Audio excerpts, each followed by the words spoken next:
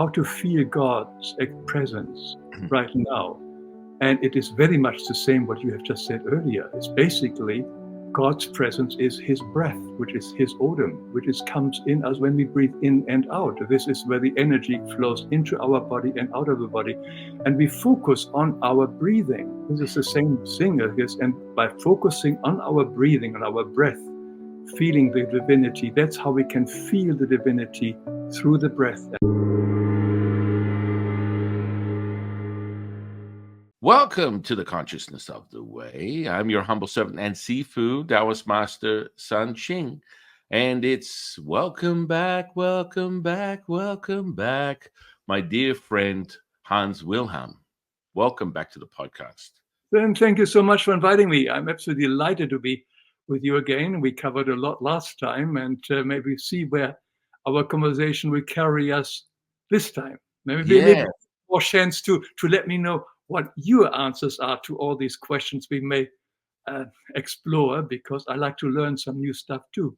Yeah, that would be fantastic. For all the new audience, give them a brief overview, because Hans is so many different facets to his journey in this lifetime, and just profound contributor to humanity in so many different ways, from his social media presence to all the books and everything that you've done. Would you like to just give someone an abbreviated summation of your journey? Sure, thank you. Well, as you can hear, I was born in Germany, and I became over time a children's book author and writer, and I'm still doing that. That is my main profession. But some 50 or 60 years ago now, I became very much involved in the spiritual path, and I kept this also very much to myself. I explored many different paths in Germany and Europe, Edgar Steiner, Edgar Cayce, Rudolf Steiner, Cosmic Miracle, and so on. But for the last 40 years, I got in touch, or I heard about a path that was given through a woman in Germany. Her name is Gabriele, and she is sort of an emissary of light, and she has given thousands of revelations, which comes from the highest realms of existence, from divinity directly. And I say this with great respect, and having read and studied many other paths which are channeled, but this one is by far, to me, the highest path, because it gives such detailed description about who we are, why we are here, where we are going, and in clear today's language. If you read Edgar Cayce, Rudolf Steiner, you really have to read a sentence 3 times before you understand what he actually means. Today, it's very clear language. And I was very touched by it. It has changed my life totally. I am studying this material continuously. And as I'm studying it, I'm using my talent as an illustrator and make small little videos out of this, about why we are here, about karma, reincarnation, the dangers of life, and so on, the mystical life path, etc., etc. There are about over 150 videos, very short videos on YouTube, and they are totally free. And there's nothing to join. And the same applies to the material that I received from Germany, which is also available in English and many other languages. It is, except the price for the book, it's totally free. There is no membership. It is not, you have to join any group or anything like this, because this path is very specific and says that there are no teachers here on earth. The teacher is in you yourself. You have to rely on your inner guidance, which you can call Christ or God, and that's the only one who teaches you. So there is nothing to join. There's nobody who makes any money with this fantastic material. So having used this material for 40 years, and having seen that this was a path where I was able to make certain changes in my life, I really enjoyed it. And I'm sharing these videos for free, as I said, and anybody who's interested is welcome to join them. I have zero interest to convince anybody. I'm not here to missionarize anymore, because everybody is in a different level of evolution, and I respect that fully. But there are some people who may be just right for this material, and if they go to my website, which is called lifeexplained.com, where these videos are, or you go to the YouTube channel and you just punch in my name, Hans Wilhelm, and you will immediately be led to my channel, where also the same videos are available in a different order. That's in a nutshell. It's just so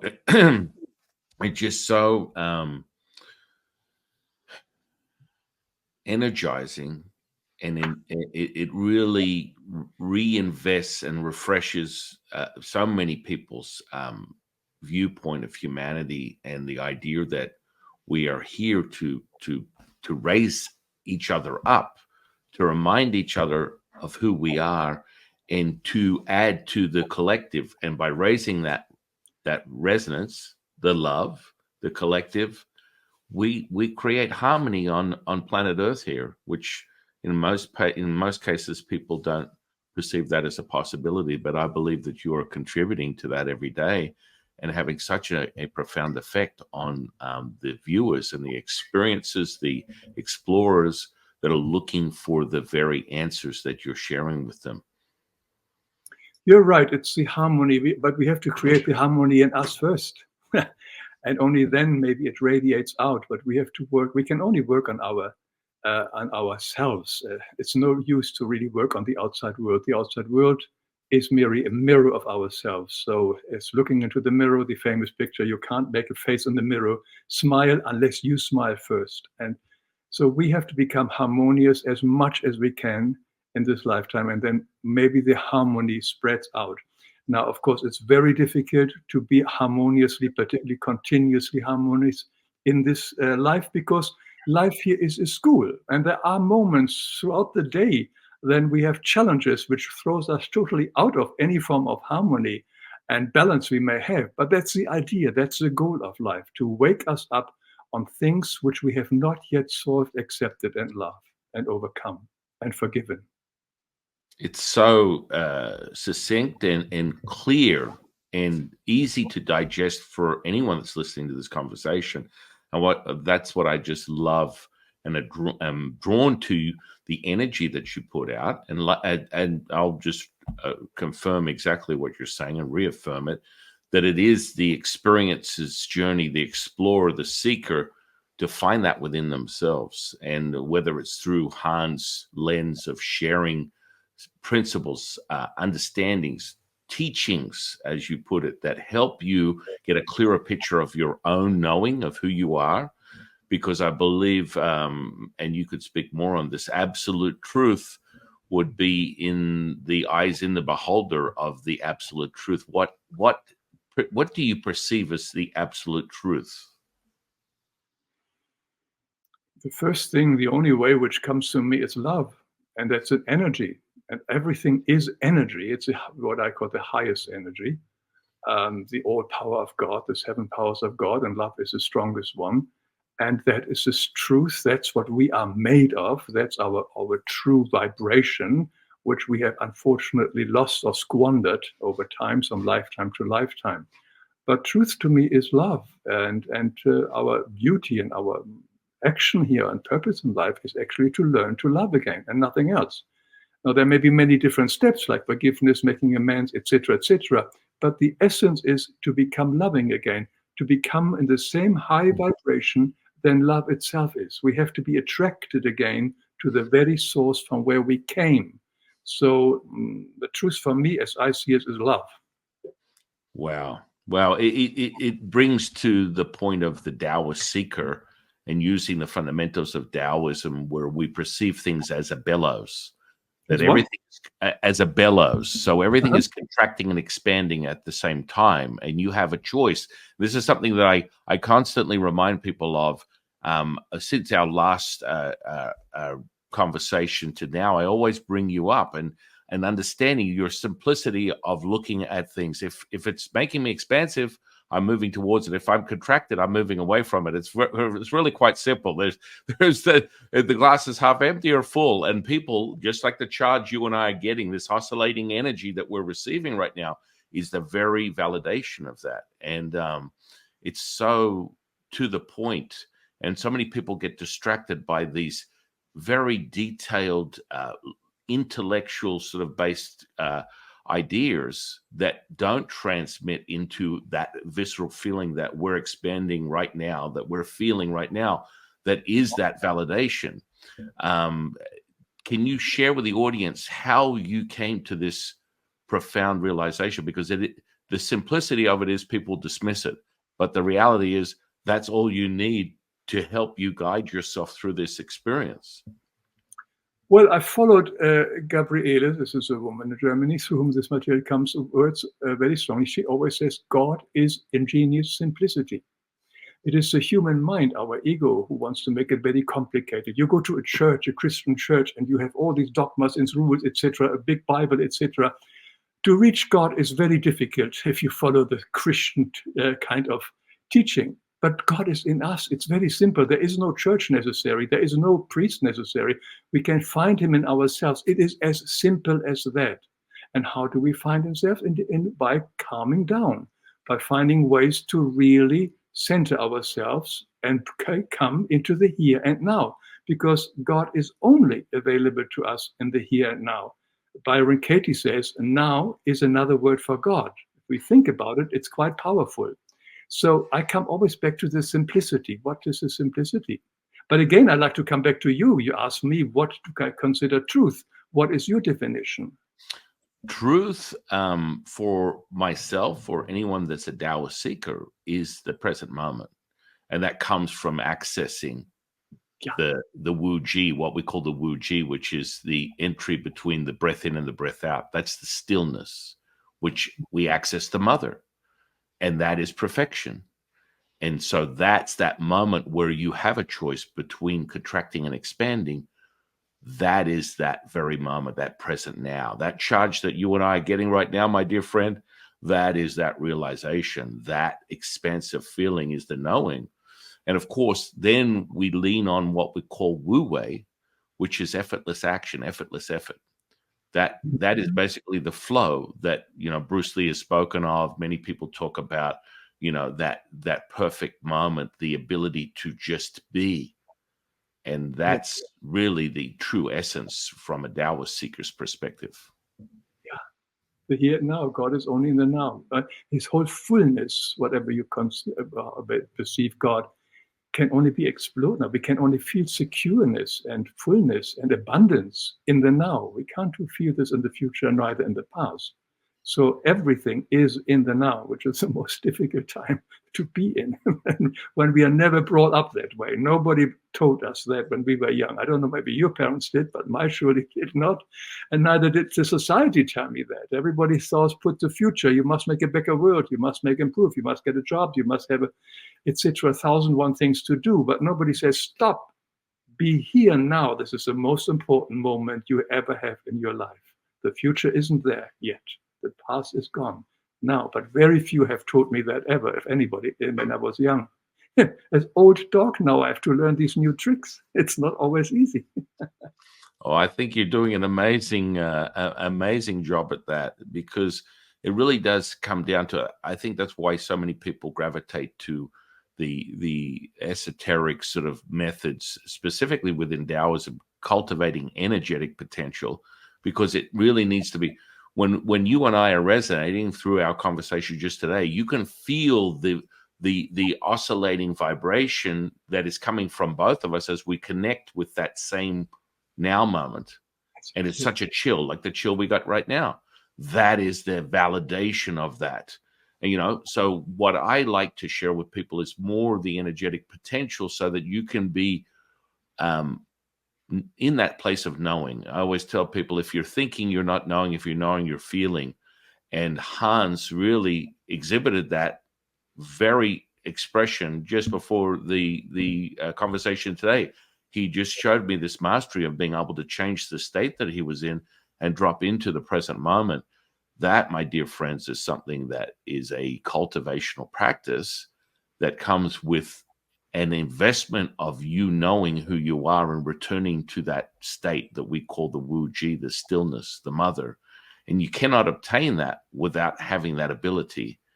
And do you have a practice specifically that would give you more insight? I know you don't really talk that much about the energetic potential as if you have a specific energetic practice. Is that something that you focus on, or do you focus just mainly on just being now? Well, for me, to center myself is not so much a practice, it's just remembrance. Remembrance that I am surrounded by positive energies, by my guardian spirit. I have Christ within myself and God's divinity. I really immediately, I basically surrendered. What you saw me doing was not much of a practice. It was totally surrendering that moment. All right, you guys take over. I can't, I'm just a tool here, but you take over. And by surrendering, I think I became more calm because I knew they're there. But again, this is an experience you cannot prove, you cannot share, you can only speak about it, but you cannot give it to someone else. Everybody has to experience themselves, has to find this connection with divinity themselves. But once you try it out a few times and says, let's go to any kind of activity during the day and do it, says, Christ, come be with me, or God be with me, and suddenly do something together with this entity. There is so much strength comes from that moment. You also are far more in the here and now, as you mentioned earlier. And you just learn very quickly that, hi, I am never, ever alone. No human being is ever, ever alone. It's impossible to be alone. And by surrendering and totally devoting oneself to these higher energies, I hopefully will be able to handle your questions. I think that's amazing. Yeah. The reason I use practices is more to help people digest a way to approach it. When we say surrender, that's a very, in my opinion, a very developed sort of sense of understanding of this journey. Even though it sounds simplistic, people go, well, Jifu, how do I surrender? Through this processes, you can start identifying when it is that you are in this state. And that's why we use the energetics to help you guide yourself to return. There's nothing more powerful than remembering who you are. And that comes back to that center point. In some cases, people call it the Vesica. We call it the Wu Ji, between the breath in and the breath out. It's the now moment. There's nothing more powerful than that, where you're no place, no person, no thing. You are contracting and expanding. You're all things and nothing at the same time.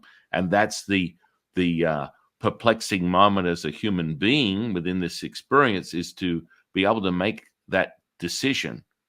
Is the glass half full or half empty? And I really believe, from everything that you've already taught us in a few minutes of this conversation, the visceral kinesthetic feeling that all my students, any observers or listeners of this channel, they instantly embody that, because that's what one of the things that I share with them and get them to understand. That's why they love these conversations, because whenever I have a conversation with someone, they're experiencing it. It's not just empty words. There is a message and this experience that's coming with it, embodying it from the guest. It's so powerful. What you've shared already is so powerful. Thank you, my friend. Oh, you're most welcome. I just remembered my latest video, which I just put on, I think, last week, is on how to feel God's presence right now. And it is very much the same what you have just said earlier. It's basically God's presence is his breath, which is his odor, which comes in us when we breathe in and out. This is where the energy flows into our body and out of the body. And we focus on our breathing. This is the same thing, I guess. And by focusing on our breathing, on our breath, feeling the divinity, that's how we can feel the divinity through the breath. And it's, of course, it requires, or not requires, it is helpful to be in a form of meditation, quiet form. Then, of course, the connection comes. And one of these mantras you may use the word to do is, I am in God and God is in me. I am in God and God is in me. When we realize that God is in me and I am in God, then I also realize that the essence of everything around me is also in me. The essence of every human being, of every stone, of every animal, everything is in me, because divinity is in me. So when we really close our eyes and imagine that everything that I see in the outside world is also as an essence in me and I am in them, actually brings tremendous connectedness to the world around us and a lot of inner peace. And the moment we are really making the connection with our breath, as you quite perfectly described there, that moment, fear disappears, worries disappear, anxieties disappear, because we are living in the realm of abundance for that moment, at least. And that's all it takes. It's like Luke Skywalker and the Death Star. He's coming down for that one shot. When you open that up, it's abundant, timeless, endless, limitless, infinite. And then that's that remembrance that Hans speaks of, is when you can remember that very moment, you can then expand on it and expand on it again. And then the chill that we're getting right now, the more we are embodying this very moment, the more expansive is the energy. And this is why, for me, the energetic potential is very important, because I see the energy and then I choose to feel it depending upon where it is. And you and I are embodying everything that we're sharing with each other. So this is so expansive, this conversation, for any viewer. And it's so enriched, it's so energizing, really. It's really energizing, and it's so powerful. Well, as males, of course, we do have this little handicap that we rather prefer to think about something, but never really are taught to feel or sense our body. This is also something which I had to learn very late in life, to really be open to what am I feeling right now, this contraction or expansion or whatever other kind of sensation I'm feeling, because that's how I discover who I am and what still needs to be solved. But I'm usually trained to quickly think logical, oh, this comes from there, this is etc. This has happened because I read this in the paper and so on. Now I'm upset, etc. But why am I upset? Why am I contracted? Not because I read something in the paper, because there's something in me which is on the same vibration of what I read in the paper, which I have not yet looked at, loved, and overcome. So that is the trick for mostly women. Are far more easier on this one. That's why you feel in spiritual groups, wherever they are 80% women and 20% male, usually, or something like this.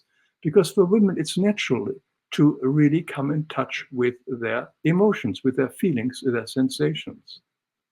Yeah, the intuitive, which we refer to within Taoism, the yin to the yang, the mother, and is the perfection. And then people are like, well, where's the father? I mean, yin and yang. Well, the father is a reflection of the mother. It's an embodiment. And when the two of them, they come together as one within the contraction and expansion. But the actual primordial mother within Taoism is this seed of all things. And that's why we lean on things like numerology, where the number 9 is the highest point, which is from conception to creation of life. It's very strange. It's 9 months. But then people start to go, wow, okay, that makes complete sense to me. I'm gravitating to this understanding, this simplicity of what you speak of, because that's truly the profound messaging from all of Hans' teachings, and the way that the Tao was taught to me and I share with others, is this ability to be able to understand it and in basically embody it, not from a complexity of intellect, but that intuitive state of knowing, the feeling. You're not thinking. If you're thinking, you're not knowing. If you're knowing, you're feeling. And I really believe that's a message that Hans and I are both really focusing on. It's true. Yeah. That's a difficulty, to really also be willing to look at our feelings and what is the underlying core belief here, and what is the underlying core pain under here. Is it fear, anger, whatever is underneath there?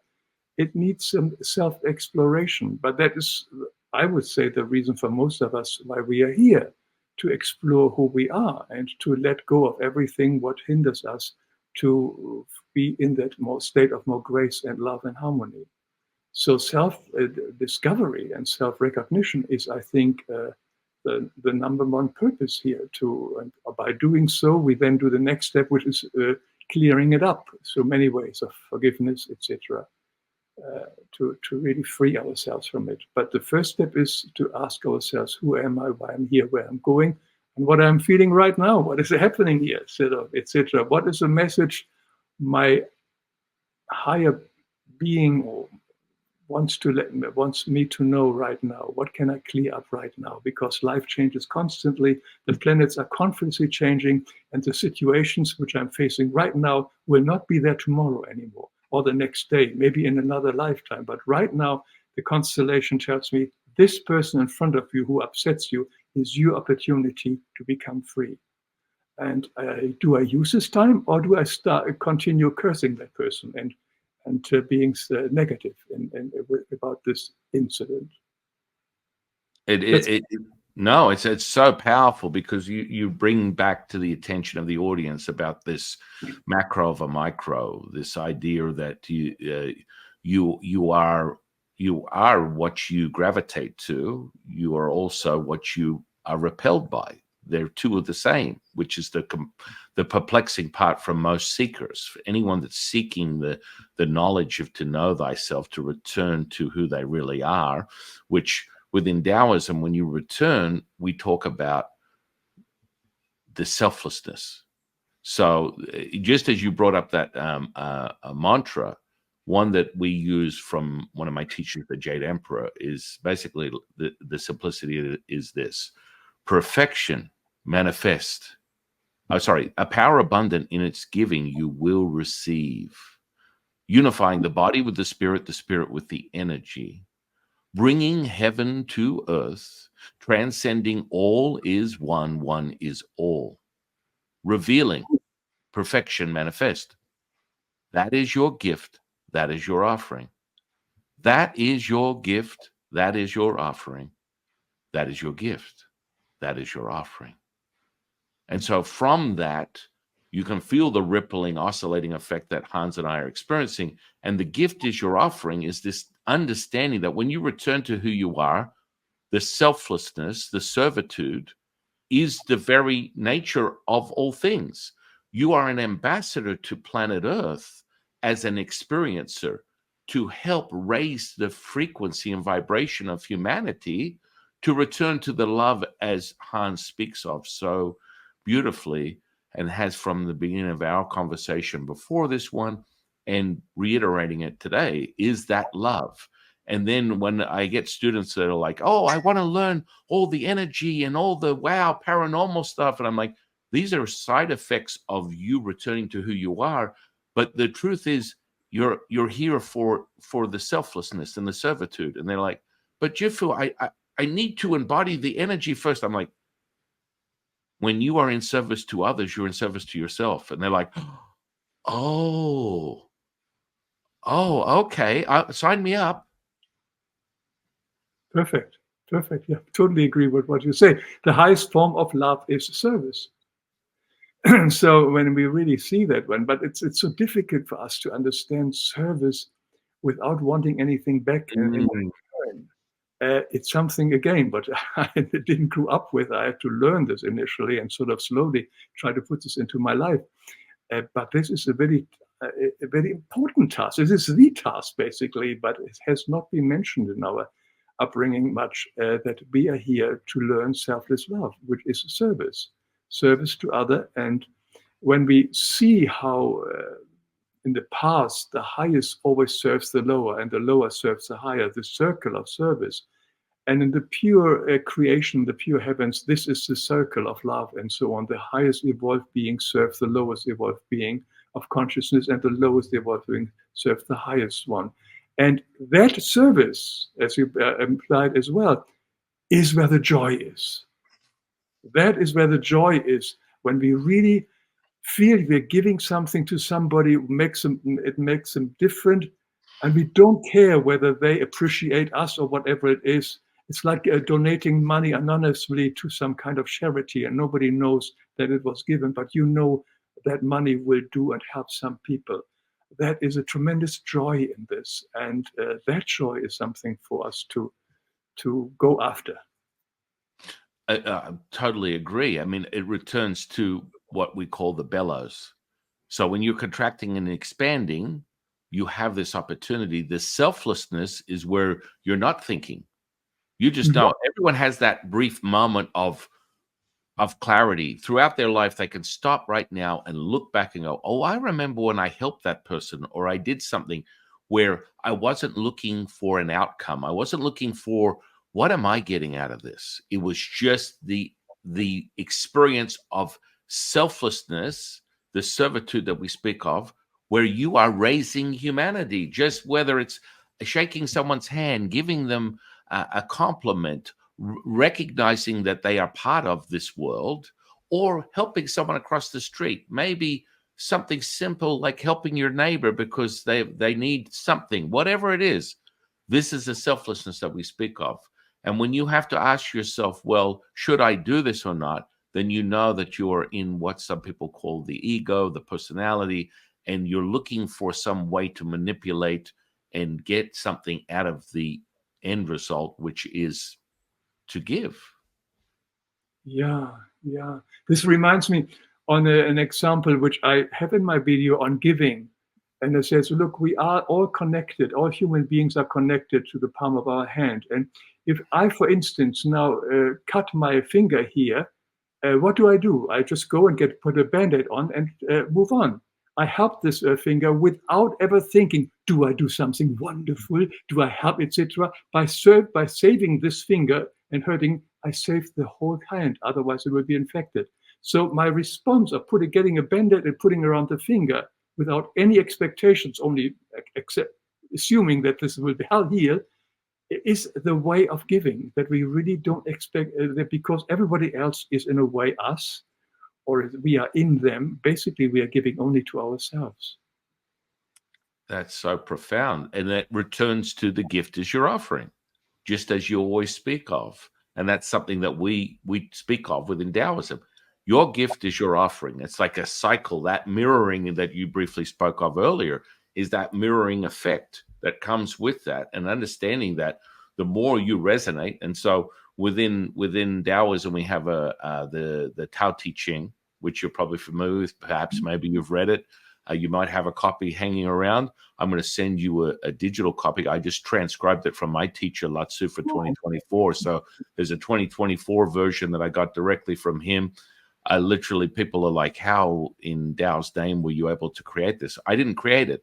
I just listened and I transcribed. I put it out, and this is his version for 2024. And people are like, whoa, this is wild. This you can't make this stuff up. And I'm like, no, I cannot make it up because I didn't. It's not my information. I'm just a catalyst and conduit to help transmit it into this realm. And it's just so beautiful because the Tao Te Ching, the Tao Te Ching, is where what we refer to as the magical register. Every verse is an incantation reflecting back to the experiencer, the seeker, perfection. You will return to the mother. And we talk about this when we talk about perfection. People are like, there's no such thing. It's the return to who you really are as you are whole. That center point, the Wu Ji. And that means that you're the creator of this experience that you're in the midst of. And you take from the mother and you distort it. From a dear friend of mine, a Buddhist monk, Martin, he calls it the dukkha, through the emotions that we speak of. Those emotions are a learning, as Hans would say, a teaching moment for you to help return to the truth, to return to who you are. And that's where you can return to the mother cut from the cloth of perfection. And so it's so powerful. And I would love to hear your insights when you get a chance to read it. Thank you. I appreciate that. That would be great. Yeah. All the teachings from all the different paths basically say the same thing. When it's just to come back of who we truly are. This love, this you call it the mother, the basic, the perfection. We are perfect in our essence and our true essence. It's just only that we have got totally lost in our ego world, ourselves, and everybody else is lost here as well and runs around like blind people and so on. So sometimes tapping on the shoulder and says, "I want to go take this path or whatever, it may be helpful." But we are all a bit lost here with our ego world, and we easily fall into the ego world for the temptation. Also, there are entities which I believe in, which can mislead us into directions which we don't want to go, but they have usually very tempting kind of alluring goals for us, which we may go for. And that is considered to me a detour. It's nothing wrong with it, but it's usually an unnecessary detour to fall for the worldly temptation, so to speak. And do you agree with that? Oh, 100%. It's interesting you speak on that. I was just had a dear friend of the channel, Adrian, on, and we were talking about Gnosticism, because he's a Gnosticism guy, and he's been following Gnosticism for 40 years, and his relationship with a deep understanding of thyself, which is truly what Hans and I are speaking of, which I feel like Taoism is another version of Gnosticism, or a path. We're all sort of going back to the same place of returning to remember. And we spoke on these spiritual parasites that will detour you, just as you said. It's like in some cultures, they call it the jinn. I think it's another one called the Witiko, where there's this insight mirroring this idea that you are having these thoughts, but they're actually distracting you from the very path that you're on, which is what I'm assuming you're speaking of. Is that similar to what you're saying? Yeah. There are entities around us here on the Earth, earthbound entities, astral beings, who have lost so much energy that they have to steal them from humans mostly, and can influence us and steal and live through us. Like an alcoholic, for instance, can be obsessed or spiritually possession, where the spirit or the entity can enjoy the alcoholism through the alcoholic human being here. This is a very typical example.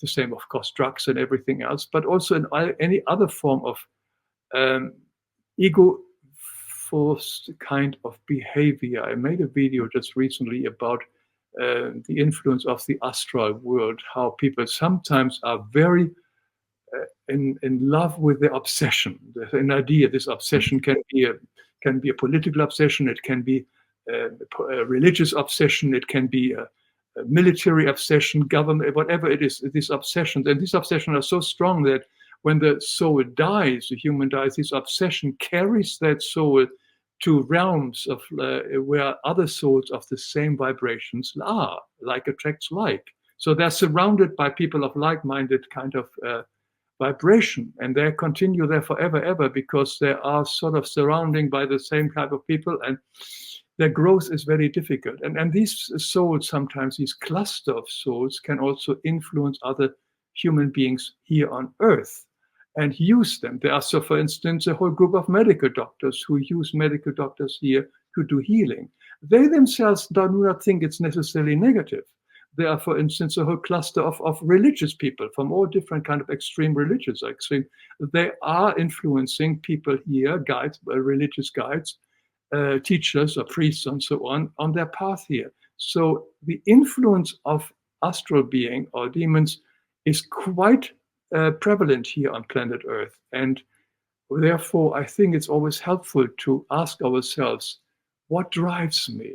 What is really the major belief, obsession, and even passion? I mean, remember, we always speak on this Western word, passion, follow your passion, follow your passion. But passion is something negative. It is the passion of Christ. Passion means suffering. It's translated, means suffering. German word is Leidenschaft. That's what creates suffering. So if we follow our passion, dedicate our passion totally through it, eventually we may feel high, etc. But that high comes with a price. So I think, as you say, the best is always in the here and now, and feel it right now. Come back to the here and now.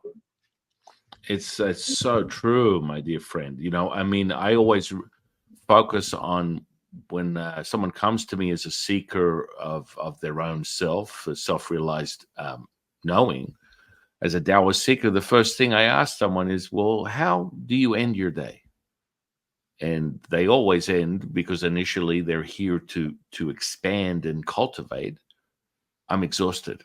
Okay, well, that's the first red flag.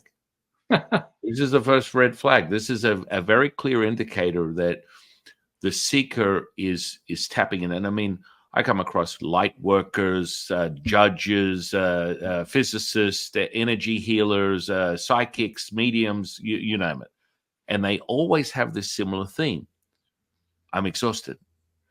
And what's really powerful about Taoism, in my opinion, I might be a little bit of fanboy being a priest, is that you can take charge of the energetic potential that you have within this physical body, and start to realize that when you come into this world, we call that your constitution, your jing.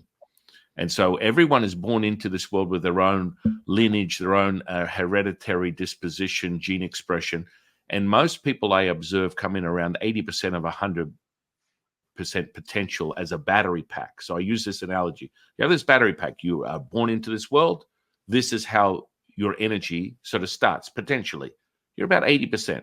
Now, when you discover a Taoist alchemy practices, you can bring that battery up to 100%, from 100% to 1,000%, from 1,000% to 9,000%, realizing that you can enrich this physical body so that it can maintain a longer period within your conscious seeking to raise the vibration of humanity and the frequency through your unraveling and remembering who you are. Now, what happens with most people, when you have a very clear path, they don't realize that they have access to the mother. This is this part that Hans and I are talking about, which is the center point, which is between the breath in and the breath out, the present moment. And so they never, ever have to be exhausted. They never, ever have to be tired. They never, ever have to be limited. It's like attract like, as you put it.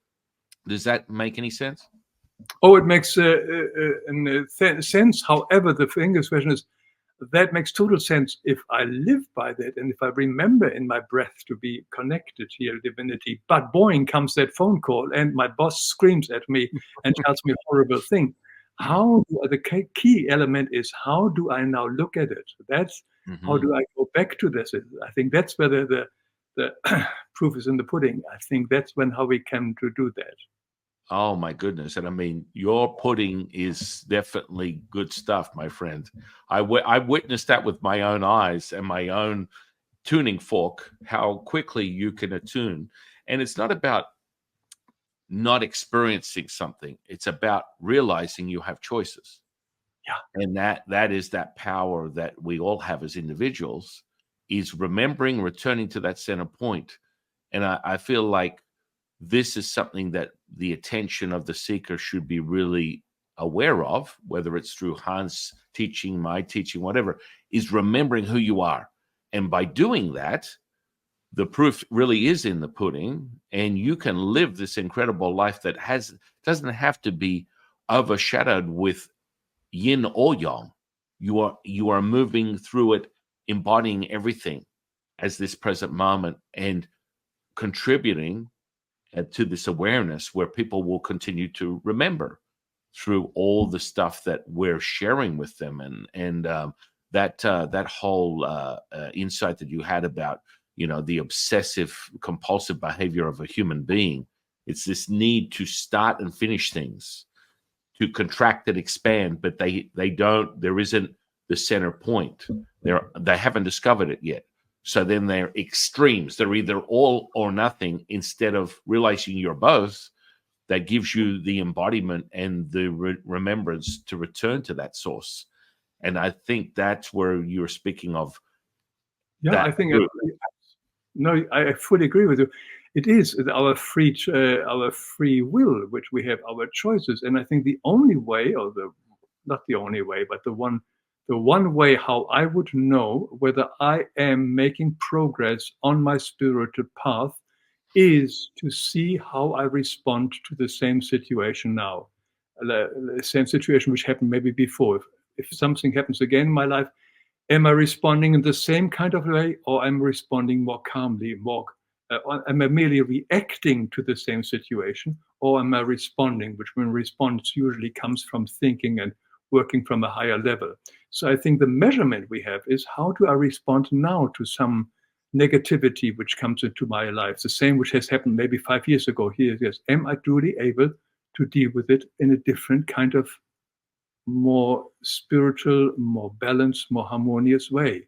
That for me is a measurement whether I make progress. And as mentioned it earlier, having studied so many paths since I was 19, and many wonderful paths, and have met many, many teachers, it was only the last 40 years that I really felt I made really steps forward of things which no longer bothered me so much, etc. And having a daily diary which I write, and whatever upsets me and what's positive and negative, looking at it helps me as well, because every evening I make sort of a little bookkeeping to see how the day went and where did I screw up again, and what upset me and what went well. And doing that and being very observant throughout the day has helped me a lot to respond today differently than to situations where in the past I merely reacted. And that would be that being lost, not remembering, is when you react. Let the emotion control your behavior Yeah. instead of realizing that this is transitory and there are options, and it doesn't have to lead you down a path of contraction. You have the opportunity to expand. And that remembrance is so powerful, and it is self-evident. It's so amazing how you speak of the journal.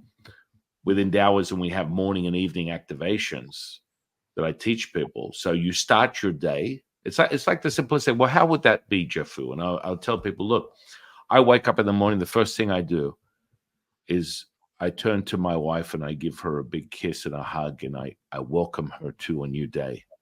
Then I go around the house welcoming all my children. I have 6 children, to a new day. I share my love with them, and I greet them with a new opportunity, a new blessing, as some people might call it. This is the dawn of a new day. It's another expansive moment. It's for you to decide. And so, that old expression where people go, "Oh, you got off on the wrong side of the bed," is so true, because it just builds on itself in that essence of that attraction that Hans has been speaking of, and you continue to accumulate it. And then by the end of the day, you're journaling going, okay, I probably made some decisions that were problematic. And you end the day the same way. I end the day. I want people always speak of, a practice, a belief system, religion. With prayer is so powerful to connect to who you really are, and just end the day with gratitude, appreciation, value, love for your family and all others on planet Earth. Within this whole cycle, you return to that. What are your thoughts on that?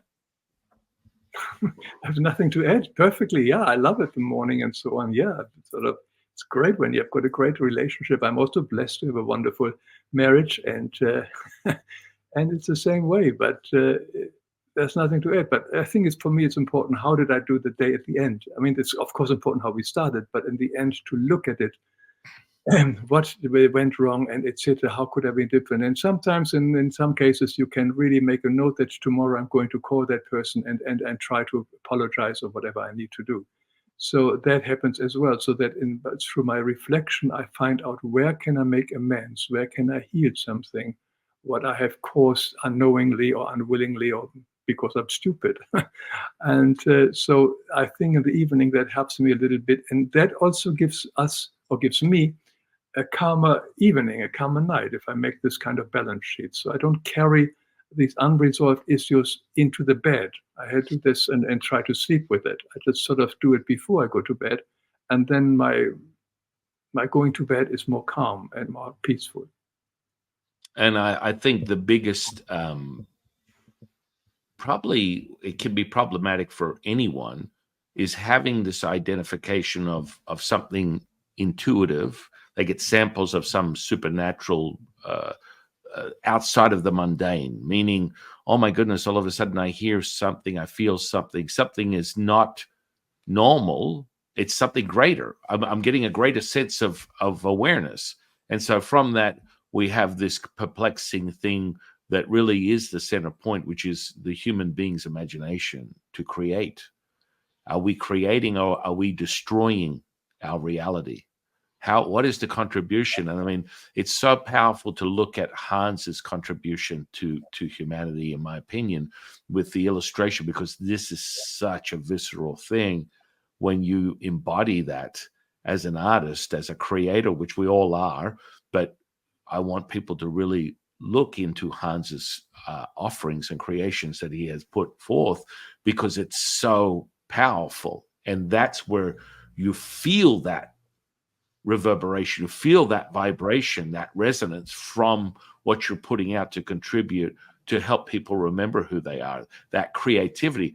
But if not met with a deeper knowing, it can be very destructive. It comes back to that parasite that you're speaking of, because now you're being commandeered by something and creating scenarios that are actually very destructive for you as an individual. What are your thoughts on that? Yeah, just we always have, as you said, we have the free will to choose anything. We can make porn videos or we can spiritual videos. Both give us some excitement. So which one do we want to go to? I mean, that is a free choice we have. Each one has its consequences. And what do I want to live with these consequences? Which consequences do I prefer? I think that's where the answer is. So whatever I do will have a resonate and will come back to me. So I maybe want to think about this twice if I do something negative or steal or whatever, rob, a lie, a cheat, and that maybe initially give me some pleasure and some kind of advantage, but it just always comes back. And do I want this, or do I rather find something which is more sharing, more loving, more harmonious, and as you said earlier, selfless? And selfless is very difficult to really do that step of selfless. And I think here comes a very important thing, which I find a lot from the correspondence I receive. Most people, I myself included, have great problems to know actually what love is. I mean, we speak about it and so on, but what is really love? And I don't mean the sensual love of between two people, the infatuation. I mean, that is very clear. That is sort of an emotional. We all have hopefully had it, and it was fun, but it never lasted long, too much. It was love is something much, much deeper. And to really explore it and to feel connected to what love is also something that we have a certain form of healthy self-love, a self-honoring. And because as long as we don't have a certain self-love or self-honoring, we are trying to get the love from other people through attention, approval, acknowledgement, and maybe sexual love as well, etc. We want the energy from someone else. But we have, once we really know that we are love and the love is in us, that need, what the ego does, this game of getting love from other people and attention and so on, falls away slowly. But not many people are truly aware of what self-love is. Many people are self-condemning, self-loathing, self-hating. And as long as we are in that vibration, we will always look for energy and confirmation from the outside world. And this is where codependency comes from and a lot of other awful stuff to which we surrender. That's where the negative entity can come in. So how do you say, what would you suggest to develop a healthy and self-love, self-respect? What would be your steps? Well, it's such a great point that you bring up. To return to that state of selflessness, which would infer and refer to the idea that you are whole, that there is nothing that you desire or need from this world. You are just the present moment.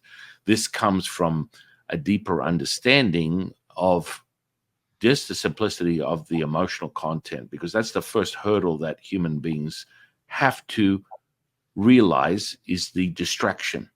And when you're able to just put things in order, and it returns back to this question that we always have, which is, why me? Why God? Why am I suffering? Why is my life so terrible? I've done everything. I've within Taoism we call this, when you act in virtue, you have none whatsoever, because you're attempting to look for the ego. You're attempting to look for the approval. All the things that Hans has spoken of just previously is that desire for validation, which when you know thyself, know who you are, that is no longer a question. It just doesn't exist. This selflessness is something that you embody. And I really believe that people can find that. Children are a great teacher of that. When you become a parent, you have no choice but to provide for this incredible little being that doesn't have the ability to provide for themselves. And from that, you learn to understand the value of this selfless act, that you would do anything. I mean, I would do anything as a parent. I would do anything for my children, selflessly, wouldn't think about it, not even in a fraction of a second. Would contend with an idea, well, if I don't do, no. And this is sort of like, this is really great for parents. But let's talk about people that are not parents. Let's just talk about people that are still looking to find that selflessness. And that really comes from a fundamental understanding that the emotions don't control you, you control your emotions, returning back to that simplicity, because that's the distraction. Most people get embodied in, I'm the anxiety, I'm the fear, I am all things, and the self-loathing that you speak of becomes in a construct of all these deeper meanings of why they are here, instead of being able to return to the feeling. And the power of your messaging throughout all your material, and then this simplicity of contracting and expanding, it dissolves the need for the inner workings of your mind as a human being to continually deconstruct and reconstruct the meaning of life. When you feel that expansive knowing, all things are null and void. So now it is, how do you get to that point where you are love? You are this Wu Ji, as we speak of it within Taoism. I mean, you're in the effortless action, the Wu way, the flow, the fluidity of this present moment. And that, for me, to help people understand that, because everything is a thought, a feeling, and an emotion, is the secret recipe of your existence as a human being. So everyone needs, as a seeker, a certain point, a certain entry level, as Hans has spoken of this, whether they discover his material, my material, where are you at? This is what you have been given to identify what that is. And now you take that and you embody that to help return. So the emotional content for a human being is always that almost impossible mountain that they cannot climb. And they feel as though, you're having a very incredible overview of your experience. You're able to start a day. You're able to identify, perhaps, maybe I didn't surrender here, and I reacted there, and from that I can then reassess my position and reset myself. And I want the audience to understand, when Hans resets himself, it's really powerful. It's profound to witness and experience, because it's the now moment. And you have to be able to be in that selfless state to acquire that consciousness. It cannot come from an ego state at all. It just won't be present. This is from my own experience and observation over decades of doing this. You cannot feed the ego and acquire that state and that reset. So when you ask me that question, I always would want to start with people understanding the fundamentals of their experience, because most people believe their emotions are the prison of their reality. They believe they have no option. They believe they must fit into it. There's a big messaging where, you got to go into the shadow work and you got to feel it. I understand this principle. Yet most people, as you put it, will be commandeered by the parasite we spoke about earlier, and that's all they do. I mean, I've come across people that have been having a dark night of the soul for 5 years. I mean, there is no relief. You are contracting for 5 years. These are choices, conscious choices that you're at, and the mastery has to be from the guidance. So the more information or the more understanding that you have through the messaging, and that always comes back to that feeling state, in my opinion, you will know. It doesn't get any more powerful than Hans's messaging from the beginning, contracting and expanding. And am I expanding or am I contracting? And you know yourself better than anybody, that true return to the center point, the Vesika, the center point being the heart, being the true love, is making that full. And so when you are in lack of judgment, when you accept and allow all things, which is pretty much the fundamental understanding of a Taoist at a certain level of consciousness, and that's where people get into effortless action, and people are like, well, that's impossible. You cannot just be this now moment. You must act on it. It must be physical. It must be material. Well, I would have to sort of say no to that. Unfortunately, through the teaching I've shared with people, you're able to obtain that now moment, and it doesn't come from a physical action. It comes from an embodiment of that selflessness. And no one else can give that to you but you. And you will feel whole. You will know. And there won't be any distraction of the ego. There won't be any distraction of this emotional content that will commandeer you. And what happens is as you repeat it, a repeatable experience, it becomes more clear. It's like the channel of that knowing, that feeling will become bigger and bigger and bigger. And then just as Hans showed me earlier today, you can obtain that very quickly if you have a pathway that you have created, that you know is your truth, and then it reveals itself. And so that will embody many things. You will walk into a room and you will feel people connecting and remembering who they are, because they all of a sudden just feel joyful and blissful and happy just from the resonance that you are just transmitting. You haven't done anything. You're just being the now moment. And the second that Hans did that today, I felt the love. I felt the knowing. I felt the present moment. And it brings me to tears of joy. It brings me to this blissful, happy place. It returns me to my children. It returns me to knowing that selflessness and servitude is the answer. So in summation, to return to love, there is a stepping stone process, and the energetic potential is something that you can cultivate to get there, but realizing that the ego, the emotions, are the distraction, and that once you settle that, and from Hans's expression, we're talking about, okay, I want to forgive. There's a reason that something is, whatever is making me upset is within me. It's that person is now creating a resonance that is evoking that within inside myself, that I now have an opportunity to heal. I have an opportunity to return, or I can just infuse that and drop it down back into the center core of myself and return to that again. And that event will happen again, and I'll be reminded again. It's like I'm being reminded to return, but can I make that choice? Does that make sense? Yeah, it makes sense, but when I capsulize it here, so basically what you're saying, the only way to reach it is really to come into the here and now and follow your breath. That's basically where the answer to all what you said is the key element against simplicity for me always. Come to the here and now, find that what you call the moment between the in and out breath, and feel that center. And out of this, you will then be able to look at your emotions, at your state of being, and what, etc. But the first thing is to come to the here and now, and then explore it further. Is that right? Do I see that yes. right? Oh, yes.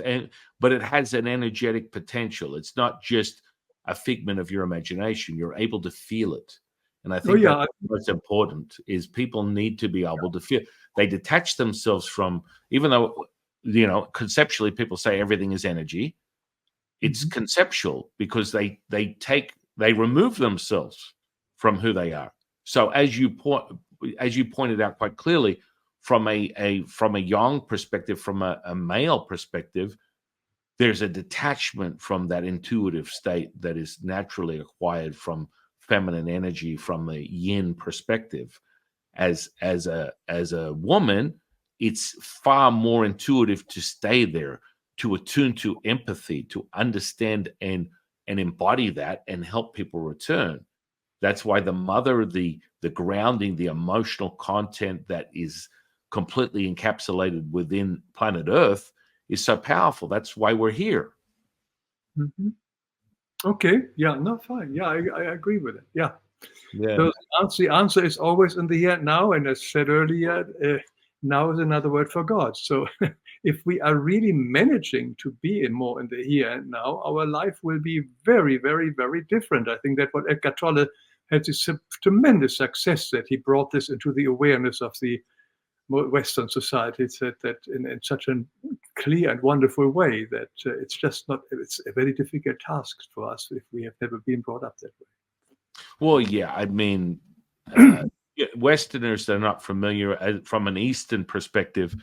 It's very much within the culture and the practices from a spiritual path, as Taoists are always seeking that center point. They're always seeking that. And, it's you can use an example of that just through a brief moment.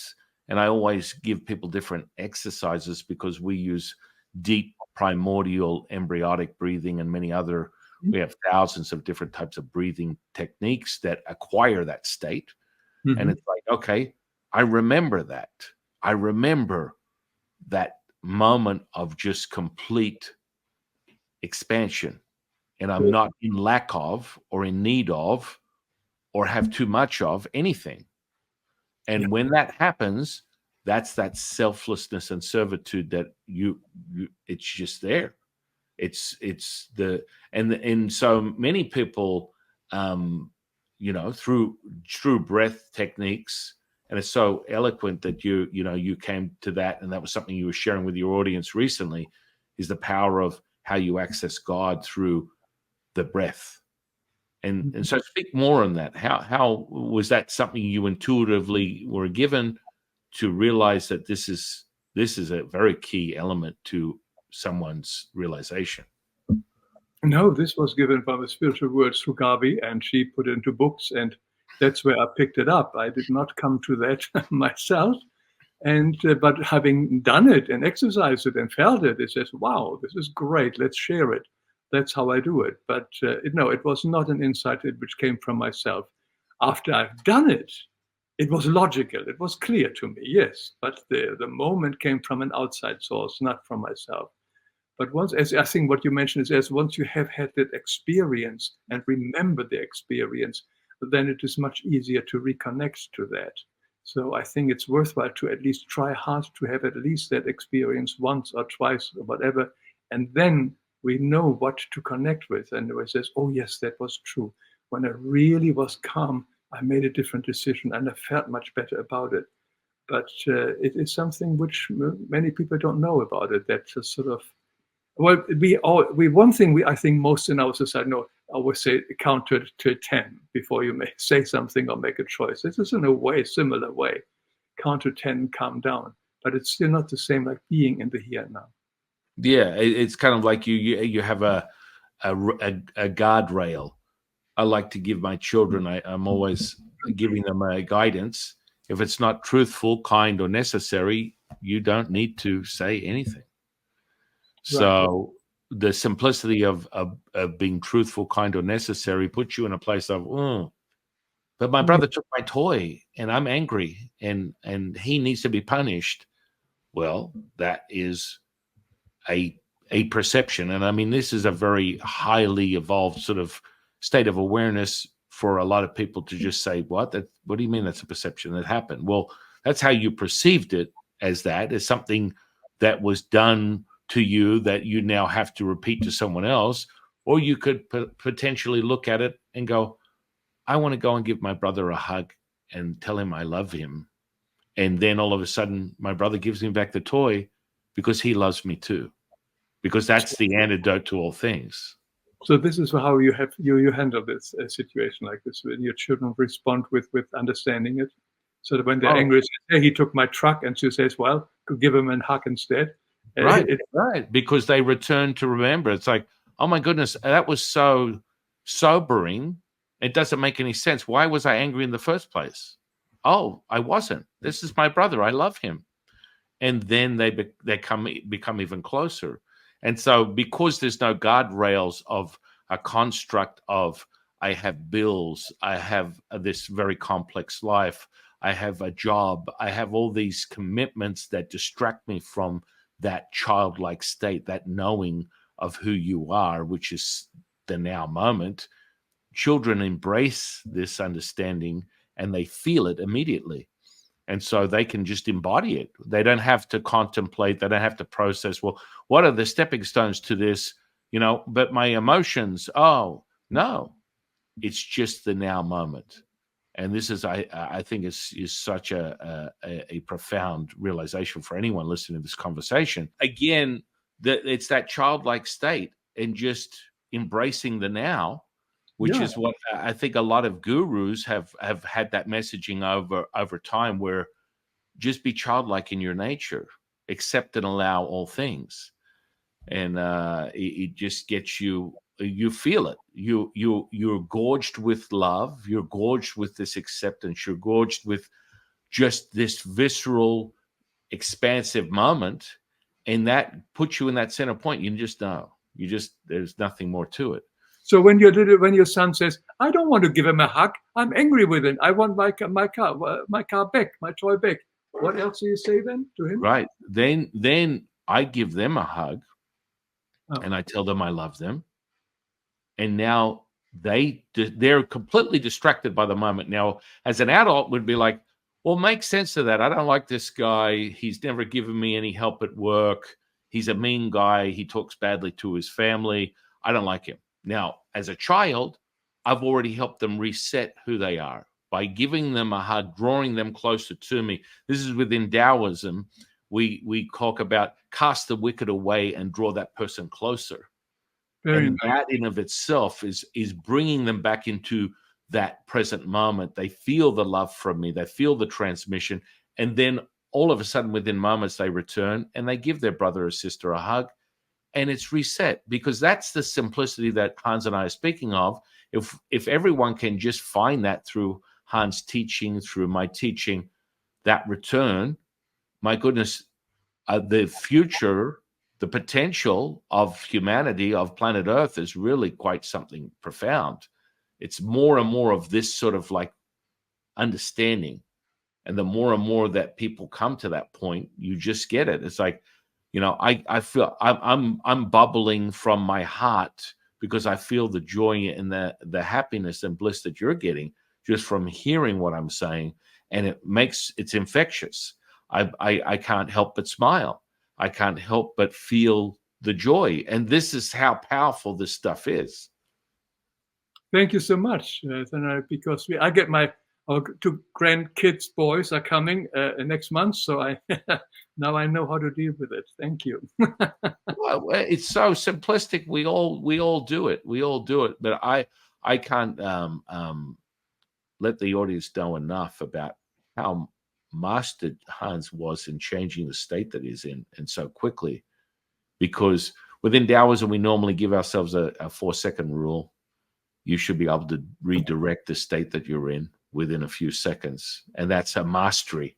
That's coming with and I always keep going back to this energetic stuff. You know, Hans perhaps is looking at me like, oh, I just do it. I just am. But there are a lot of people that does it, that ends from here. It just stays here. It doesn't enter here. It doesn't enter into the body, which is the tuning fork, the validator. It stays in their head, and they remove themselves more and more from what we have spoken of, that intuitive feeling that's many yang-based energy, male energy, is removed from that sensitivity, that feeling that's so important to embody the now moment. Well, we covered a lot, I think. Yeah, so. I think we covered a lot, my friend. I really was looking forward to our conversation, and I really, you're just an incredible being. I'm very grateful to have you as a friend, my dear friend. The same here, and I really appreciate that. And we have the opportunity, and maybe we do it again sometime. Yes, I would love that. I would love that. I'll let you know when this is published, and then we'll set up another time for another conversation, because you have so much insight and this incredible wealth of insight and information, and the way that you tell the stories help people remember who they are. And that's where it comes down. The storytelling and the imagination is that key, in my opinion, from a human being to enter back and return to who they are from those tools. True. Thank you. So thank you, Hans. Thank you again for sharing your time with us today. I would, in closing, I'll ask you this. I asked you before, and you can share it with me today. Maybe you'll have a different answer. What is your definition of consciousness? God, everything. Everything is consciousness. Nothing has consciousness. Everything is consciousness. It's a vibration. It's again, a frequency and energy is the same like love. It's identical to love. We just The main God energy is so complex that we give it many, many characteristics like love, like health, whatever it is, wisdom, etc. And consciousness or awareness is another word. It's the same. It's all the same thing. It's all love. It's all light ether. That's absolutely beautiful. Thank you, my friend. And congratulations on your grandchildren. Congratulations on your children. Congratulations on just being. I'm just very grateful for you. Same to you. Thanks so much. Thank you, my friend. I want to thank you. I want to thank the universe for bringing you into my life. I want to thank the audience for sharing their time with us today. And I am your humble servant and Sifu, Taoist Master San Qing. And I'll see you on the next one, guys.